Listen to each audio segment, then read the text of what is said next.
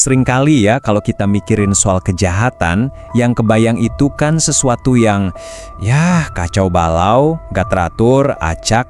Tapi gimana kalau saya bilang teks-teks kuno justru punya pandangan yang sama sekali berbeda. Mereka melukiskan sebuah kerajaan kegelapan yang luar biasa terorganisir, lengkap dengan struktur dan hierarkinya sendiri. Nah, di pembahasan kali ini kita akan coba membedah taksonomi iblis ini. Coba deh, saya tanya, kalau Anda dengar kata iblis, apa sih yang langsung muncul di kepala? Saya tebak, mungkin sesosok figur tunggal, bertanduk, menyeramkan, gitu kan? Semacam antagonis utama dalam drama kosmik antara yang baik dan yang jahat. Tapi, seperti yang akan kita lihat bareng-bareng, kenyataannya itu jauh lebih rumit. Dan, yang menarik, jauh lebih terstruktur. Jadi, ini yang menarik. Literatur kuno itu justru nggak menggambarkan kejahatan sebagai sesuatu yang acak. Malah sebaliknya, mereka melihatnya sebagai sebuah sistem, bisa dibilang sebuah pemerintahan yang teratur, lengkap dengan hierarki komando dan pembagian tugas yang sangat spesifik. Oke, untuk bisa benar-benar paham soal ini, kita harus mulai dari akarnya. Kita mulai dari istilah yang mungkin paling kita kenal, tapi ironisnya sering banget disalahpahami. Gini, dalam teks-teks Ibrani yang paling awal, kita itu nggak akan nemuin nama setan. Yang ada adalah Hasatan. Kuncinya ada di kata kecil di depan itu, H. H itu artinya sang atau the. Jadi ini bukan nama pribadi. Ini lebih ke gelar jabatan. Anggap aja kayak sang jaksa penuntut atau sang pendakwa di sebuah dewan ilahi. Contoh yang paling gampang kita lihat itu ada di kitab Ayub.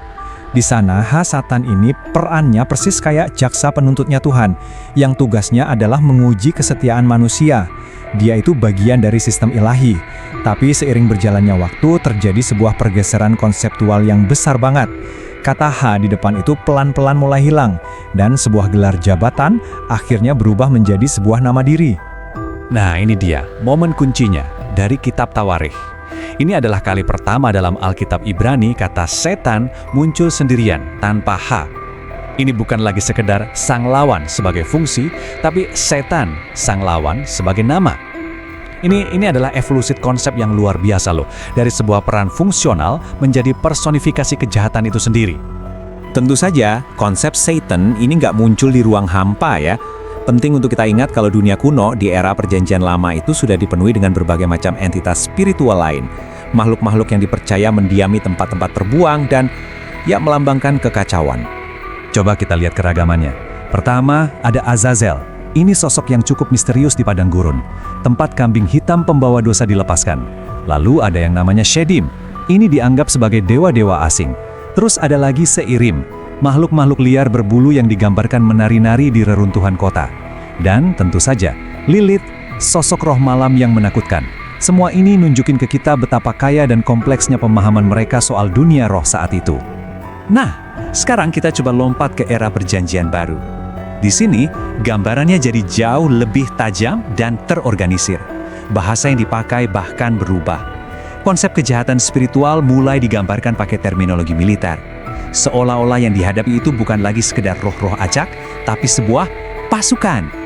Coba bayangkan angka ini, 5.000. Kurang lebih segitulah jumlah prajurit dalam satu unit militer terbesar dan mungkin paling ditakuti di seluruh kekaisaran Romawi pada waktu itu.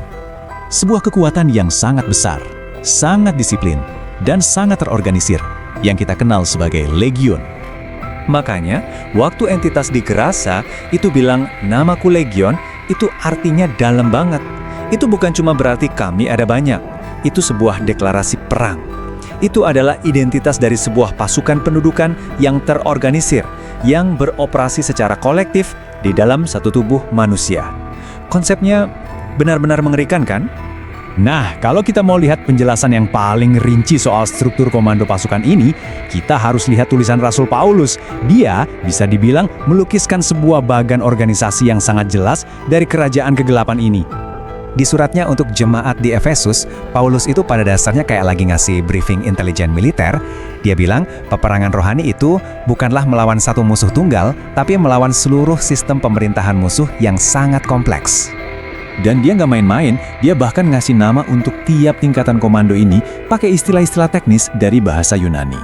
Oke, mari kita lihat satu persatu 4 tingkatan otoritas dalam hierarki kegelapan ini. Yuk, kita bedah. Di tingkat paling atas kita punya Archai. Anggaplah ini para jenderalnya, penguasa tingkat tinggi yang mempengaruhi arah bangsa dan kebijakan global. Satu tingkat di bawahnya ada Exosiai. Ini adalah otoritas yang bekerja melalui sistem-sistem dunia yang sudah ada, misalnya politik atau ekonomi. Lalu ada Kosmokratores atau para penghulu dunia. Nah, mereka ini beroperasinya di ranah ide, filsafat untuk menyesatkan pemikiran manusia secara luas. Dan di tingkat paling bawah ada Pneumatika. Ini seperti pasukan infanteri spiritualnya yang menyerang iman individu secara langsung. Jadi, ini sama sekali bukan kekacauan kan? Ini adalah sebuah kerajaan yang sangat terstruktur dengan strategi yang matang. Nah, selain struktur komando ini, ada satu hal lagi. Teks-teks kuno ini juga menggambarkan entitas pemimpinnya berdasarkan apa yang dia lakukan. Jadi fungsinya yang kemudian mendefinisikan namanya. Jadi, selain punya pangkat, dia juga punya semacam deskripsi pekerjaan. Dia disebut sang penggoda, karena metodenya adalah lewat bujukan. Si jahat, ini jelas menunjuk ke karakternya. Penguasa dunia ini atau ilah zaman ini menggambarkan lingkup kekuasaannya yang, ya, sifatnya sementara. Tapi mungkin yang paling mendasar adalah dua gelar terakhir ini. Bapa segala dusta dan pembunuh manusia. Ini menunjuk langsung ke kodrat aslinya, menipu dan menghancurkan. Jadi pertanyaannya sekarang adalah, Kenapa sistem kepercayaan kuno merasa perlu menciptakan taksonomi kejahatan yang serinci ini? Mungkin ini adalah cara mereka untuk memahami musuh. Dengan memberi nama, dengan memberi kategori pada kegelapan, mereka merasa bisa menghadapinya. Ini seperti sebuah upaya untuk memetakan musuh yang tak terlihat. Sebuah upaya yang kalau kita pikir-pikir lagi, dalam berbagai bentuk mungkin masih kita lakukan sampai hari ini.